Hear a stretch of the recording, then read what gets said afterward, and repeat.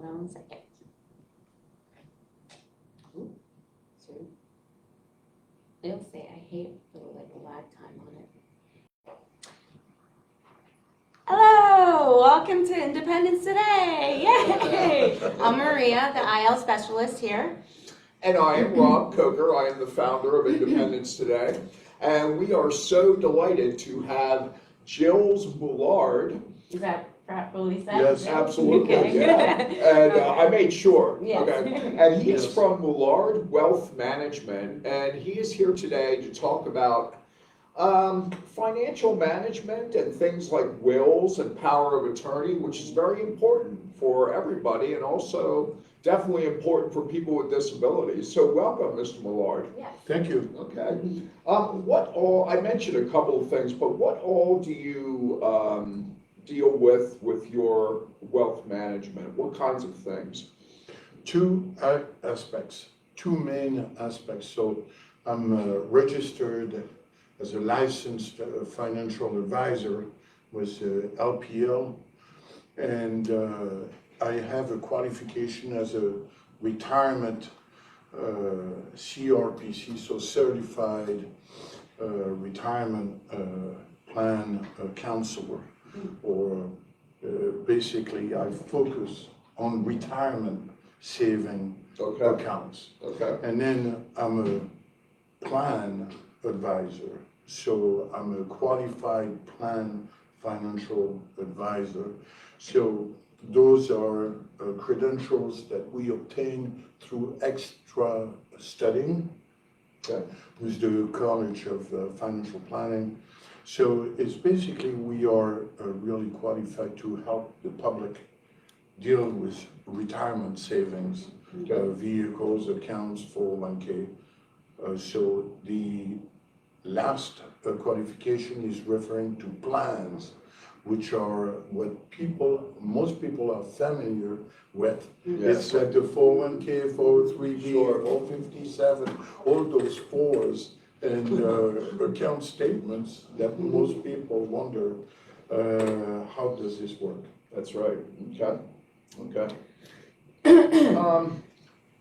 These are some aspects like wills and power of attorney and things that it's real easy to procrastinate with. I know that I've done that. I should be getting a will and I should be doing some things just in case something happens where I need to assign like power of attorney to someone else. So I guess at what age do you start thinking about that as well? Yeah, exactly. Like why, and also why is it so important to take care of these kinds of things? Well, I'm not qualified to draw a legal document. An attorney is the only person or equivalent of attorney was able to draw those documents and produce those documents and charge for it. But clients come to me, to my office, with those documents. So it is important for several reasons, but two things to see, very, very important. We have our lifespan. So we spend the first years being under the authority of the guardian. That's the parents. Yes. Whether we like them or not, they are responsible. Yes. Usually we do. Usually. So, and then as an adult, we have a lifespan. The will applies to the end of the lifespan. So it's important to remember when people come to me with a will, that's because they want some matters to follow a certain direction. Right. And the will then afterwards is probated, meaning it's administered through the courts system and recognized in what it says inside the will. The power of attorney is during our lifespan. It's during while we are alive, so it's good to have it because the laws have evolved. Before we could have a very basic power of attorney. Now, the grantor has to be recognized as giving a real power of attorney to someone or to an entity to act on their behalf and in different matters. Now, medical is separate from financial, Sure, sure. no longer a blanket. Hey, I'll give you power. No, it doesn't work that way. Right. We have to draw the document specifically detailed. Sure. We have to consider, are the people really my best friends?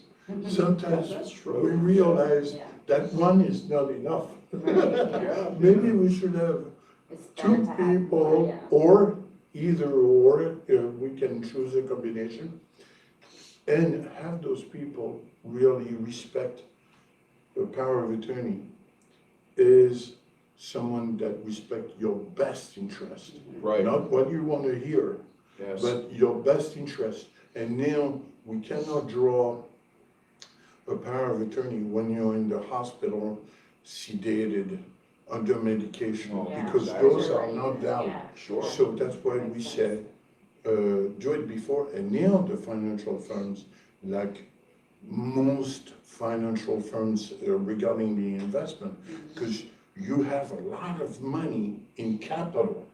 See, when we had the pension system, you draw an income, that was easy. Right, sure. Okay, he's got $2,500 Yeah, per month. yeah, Now, we have maybe a 401k that has $200,000 in it, so that's a lot of money, and a power of attorney can just go, hey, I'm gonna liquidate right, yeah, sure. and go Sure. on vacation. Yeah. And there's, and I think, at least a lot of people with disabilities are in a situation where they have more medical issues and more concerns and are maybe more dependent on someone like, a caregiver or whatever, and maybe that person is a good fit, maybe they're not.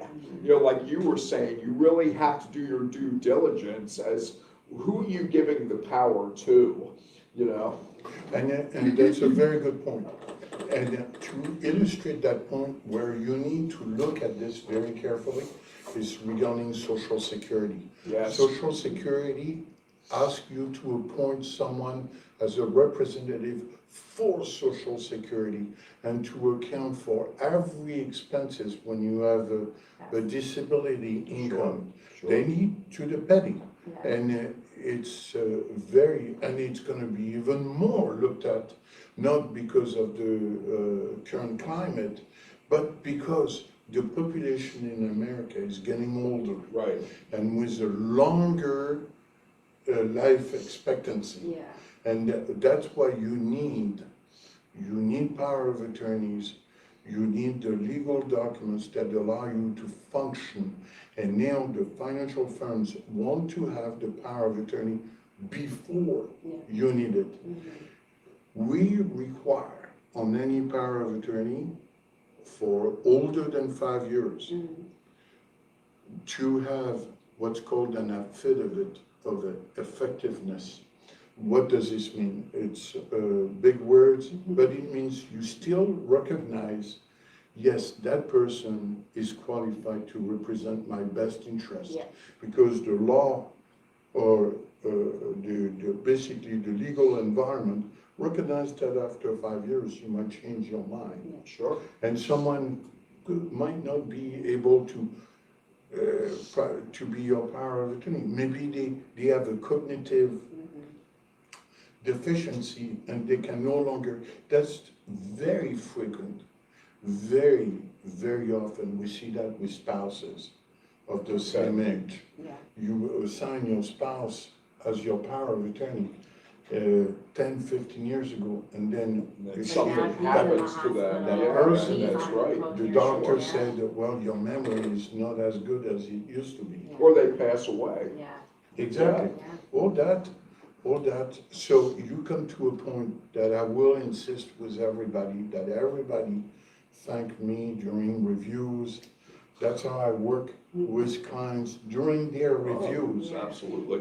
We meet usually twice a year and we go over the performance, but as well beneficiaries. Always review your beneficiaries.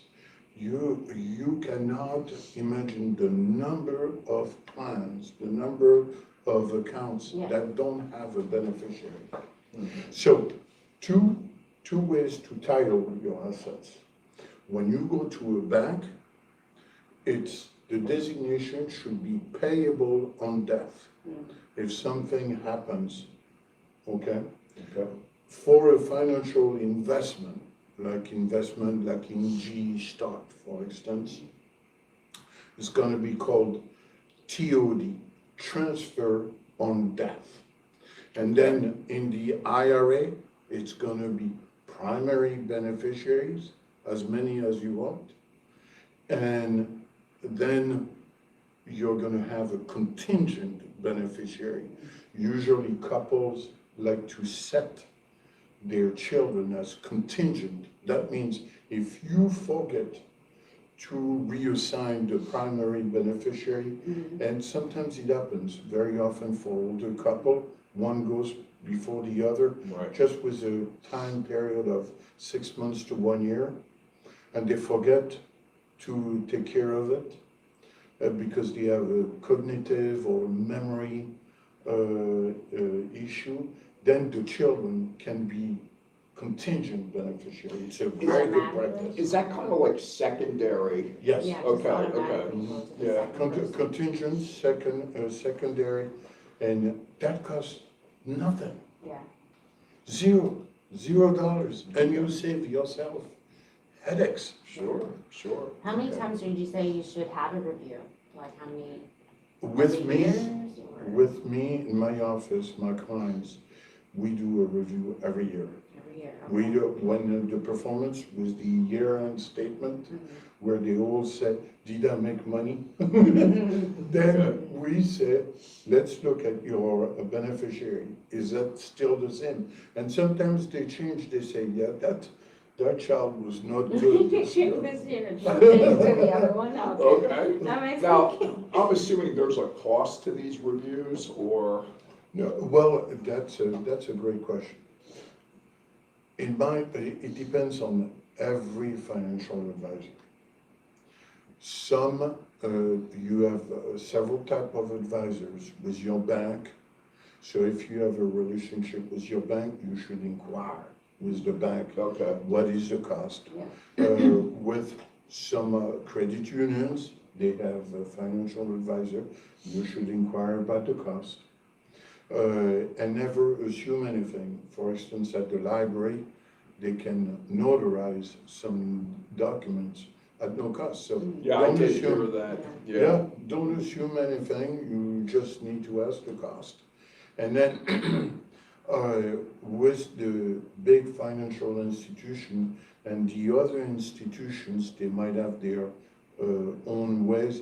In my office, we review, and if the client is working on an advisory basis, like a fiduciary, where we respect their best interest, we have a small fee that is assessed every year, so people pay for the service through the fee that is set in their account. Okay. Nothing out of pocket.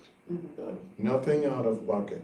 And one thing that I wanted, very important to me, to say on your podcast, if you, because it's the perfect timing, if you contribute to an IRA and you are a low income, what's considered a low income, it might not be low, but if you qualify in the government lines, government high number or lower number of low income, if you make a contribution to an IRA, then you can get a credit, a tax saver credit. So it's a tax credit. What's the big difference between a deduction and a tax credit? A tax credit is a tax payment. Okay. So it goes directly to offset your tax payment. So if you have let's say you owe $250 to the IRS, and you have a tax credit of $50, you paid already $50 on your, it's at the net level. It's not a deduction. A deduction sometimes has very little impact on the net result. True. It's a little bit like when you are cooking, what you start is not what you're going to see. Right, yeah. Especially when I cook. God knows what's gonna end up. No, because we hear about, tax credits for children and children's tax or what, that kind of thing, yeah, so. Exactly, Okay, that's exactly. very advantageous. It's a tax, so you should inquire with your tax person or in the TurboTax, tax cuts, all the softwares, all of them integrate that. So they tell you, if you make a contribution sometimes of $500, you have to respect a certain framework, a certain amount, but it could be a really good saving, immediate saving, an immediate return on your money. Okay. I think the bottom line is with all of this kind of thing, don't put this off. Do it now while you're healthy and you're in a position to do it. I think a lot of people, they look at this stuff and it reminds them of death or something, you know. And it's, situations. it is to think about your mortality and all of that, but it's better to handle that now, because you think about when parents die or whatever, and they've made no plans. People find $10,000 buried in a mattress somewhere, and you know, what are we supposed to do with this? The person had no will, you know, that kind of thing. What does happen with that? So if there's no will, they just find and earn the money. Well, the relatives fight over it. Correct. Besides that's basically fighting what over it. happens. Okay. I mean, but how, you know, what is the legal recourse? How do you handle something like that? That's a great question. Well, we're going to take two examples. One of Jimi Hendrix, who passed away without a will, like Prince. Prince passed without a will because they were not planning to pass away. And it took 35 years to settle their estate. Because, as you said, then the estate is probated. So what does that mean? It's tested. And basically, there is no guidelines. So everybody can say everything. And on a will, when you assign beneficiaries, there is no contest, there is no secondary opinion. You sign, the form saying, my wife will get those out. That's right. Nobody can say, hey, that's my half, and no, you got, it's you know, here. that's right. You hear the horror stories of relatives coming out of the woodwork when people you didn't even hear about, and all of a sudden everybody wants their cut. And that's right. And they stop the process. Yeah. So you can contest the will. Then you say, you know, you had famous stories about it, saying that it was changed too close to the passing of the grantor.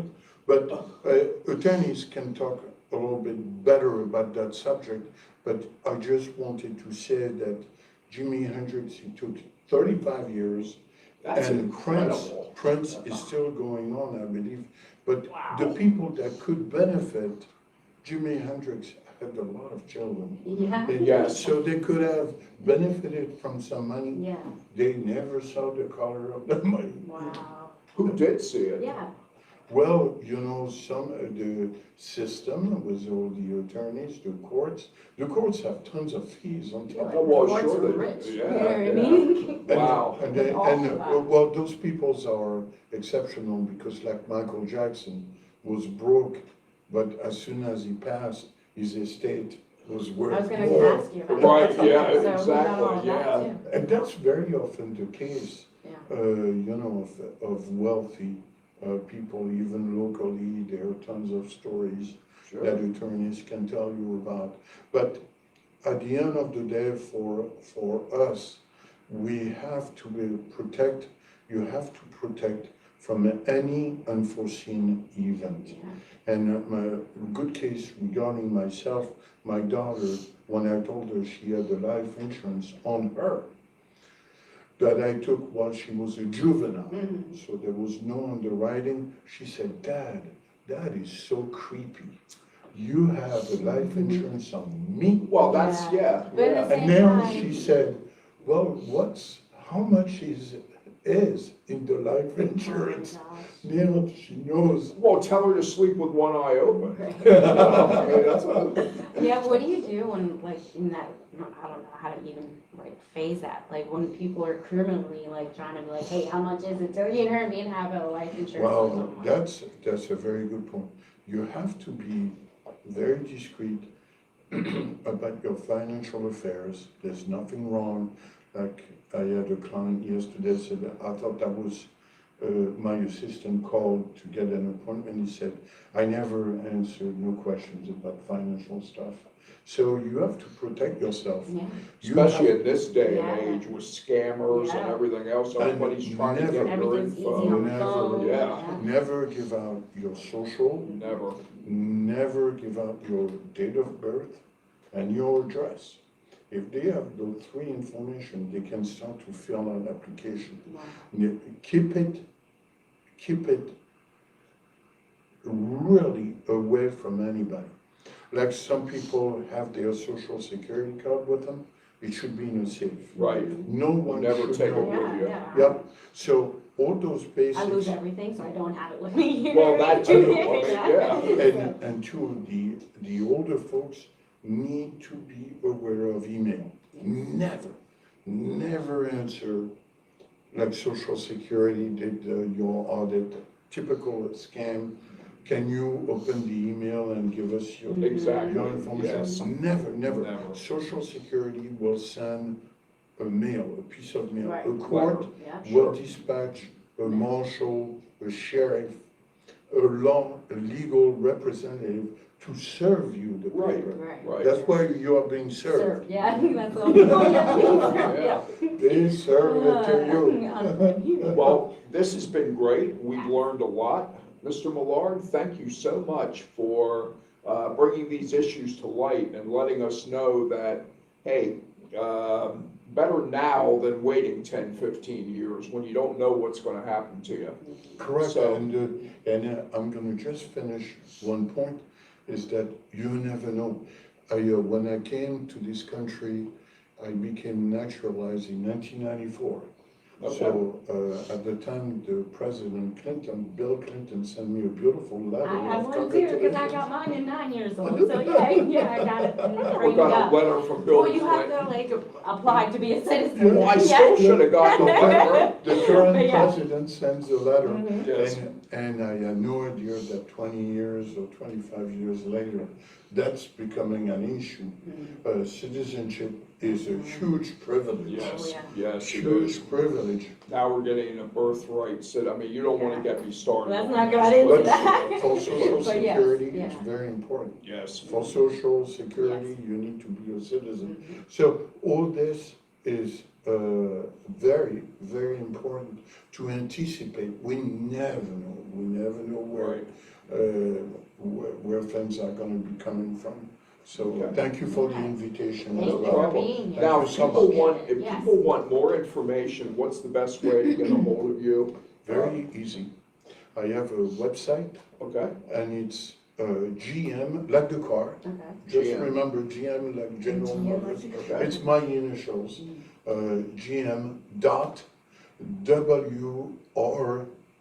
GM.WRadvisors.com. It stands for What I Want to Read Advisors.com. It's a website address, and there you will have everything. I have too on the website some little paragraphs about what you should be concerned with, as well, disability or trust, and things like that, all those documents. So gm.wradvisors.com. Correct. Okay, great. Well, thank you so much for being on our show.